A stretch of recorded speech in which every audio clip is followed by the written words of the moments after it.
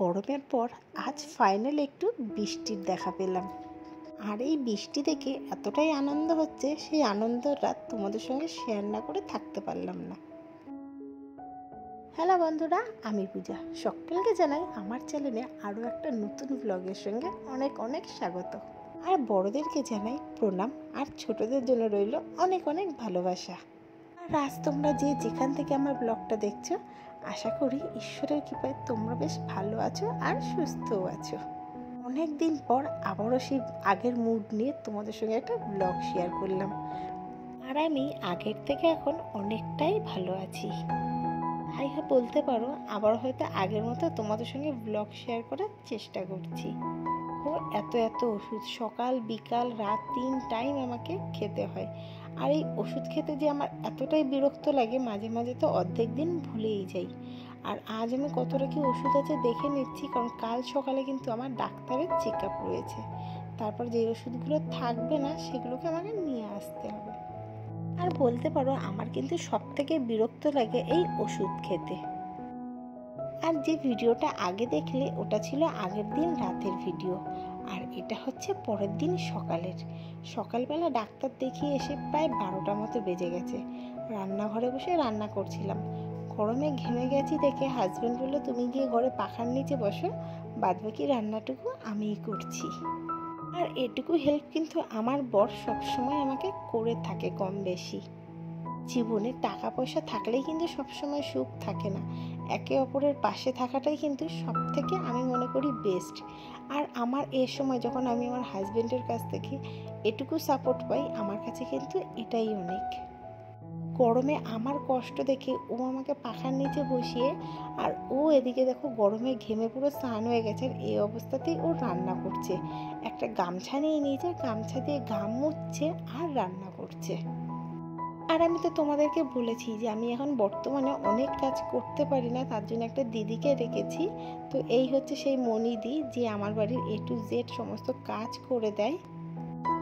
আর প্রেগনেন্সিতে আমাদের কিন্তু অনেক কিছু খেতে ইচ্ছে করে, আর আমার আজ খেতে ইচ্ছে করেছে মুড়ির ঘন্ট। তার আগে গল্পটাকে তোমাদের বলে দিয়ে নি। কাল ফোন দেখতে দেখতে হঠাৎ একটা ভিডিও সামনে আসে মুড়ির ঘন্ট। তো হাজব্যান্ডকে এটা দেখেই বলেছিলাম যে আমাকে একদিন মুড়ির ঘন্ট করে খাইও না। তা সেটা কাল বলেছি, আর আজকে হাজব্যান্ড সমস্ত কিছু নিয়ে আয়োজন করে রেডি।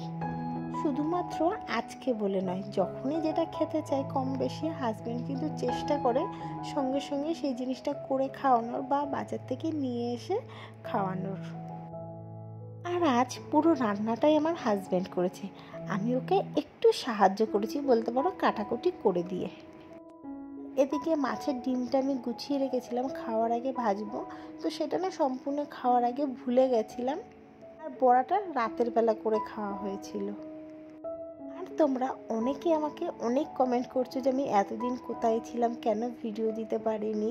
তোমাদের আমার ভিডিও, আমার ভয়েস খুব ভালো লাগে। তো এতদিন তো শরীর খারাপ থাকার জন্য ঠিকমতো ভিডিও দিতে পারিনি। আর এখন বলতে পারো আমি আগের থেকে কিন্তু অনেকটাই সুস্থ আছি, ভালোও আছি।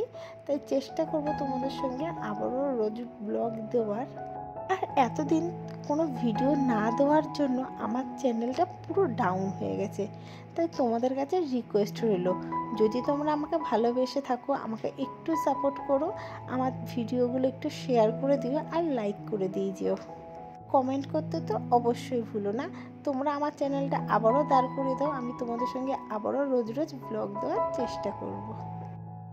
আর যখন সত্যি খুবই ভালো লাগে যখন তোমরা আমাকে এত সুন্দর সুন্দর কমেন্ট করো যে আমি ভিডিও দিচ্ছি না কেন, আমার সম্বন্ধে জানতে চাও, তো সেই জিনিসগুলো কিন্তু আমার খুব ভালো লাগে। আর এক দিদিভাই আমার জিজ্ঞাসা করেছে আমার স্বাদ কবে, তো আমার তো সবে 6 মাসে পড়লো, আরও 1 মাস পর স্বাদ, আর স্বাদের ভিডিও আমি অবশ্যই তোমাদের সঙ্গে সম্পূর্ণ শেয়ার করার চেষ্টা করব। আর জানো তো বন্ধুরা, 5 মাস অবধি আমি কোনো কিছুই খেতে পারতাম না, এমনকি মাছের গন্ধ আমার সহ্য হতো না। কিন্তু 5 মাস যেই কমপ্লিট হয়ে গেল, এখন কিন্তু আমি বলতে পারো সবই কম বেশি খেতে পারছি, আর বেশ আগের থেকে অনেকটাই ভালো রয়েছি। হঠাৎ ভিডিও দেখে মুড়ির ঘন্ট খেতে চেয়েছিলাম, আর আজই সেটা হাজব্যান্ড বানিয়ে খাওয়াচ্ছে। আর এদিকে কিন্তু আমি আর আমার হাজব্যান্ডের জন্য অল্প করেই মুড়ির ঘন্ট করেছি। আর ওপাশে দেখলে ডাল হচ্ছে, টক ডাল। তো আমার ছেলের জন্য টক ডাল, কারণ আমার ছেলে মুড়ির ঘন্টটা পছন্দ করে না, তো ওর জন্য আলাদা করে ডাল ভাত আর ডিম ভেজে দিলেই ও খেয়ে নেবে। আর এদিকে আমি আর আমার হাজব্যান্ড খাবো মুড়ির ঘন্ট।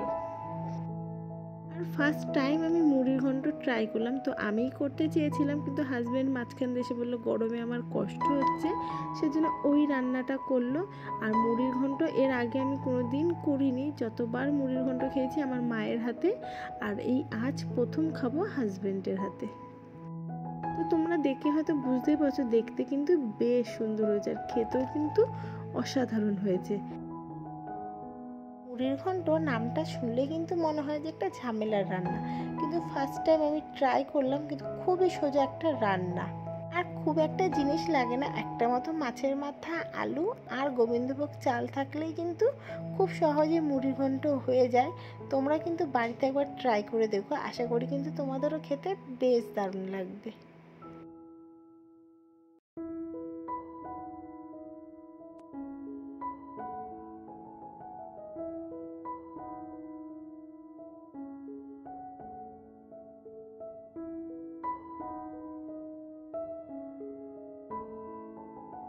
আর তোমাদের সঙ্গে কথা বলতে বলতে আমার যে সময় কিভাবে কেটে যায় আমি নিজেও বুঝতে পারি না।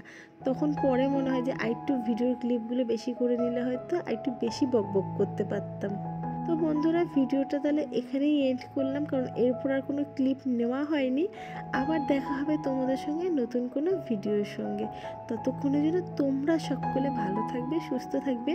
আর তোমার দিদির ভিডিও যদি তোমাদের ভালো লেগে থাকে অবশ্যই লাইক, শেয়ার আর সাবস্ক্রাইব করতে তো একটুও ভুলবে না।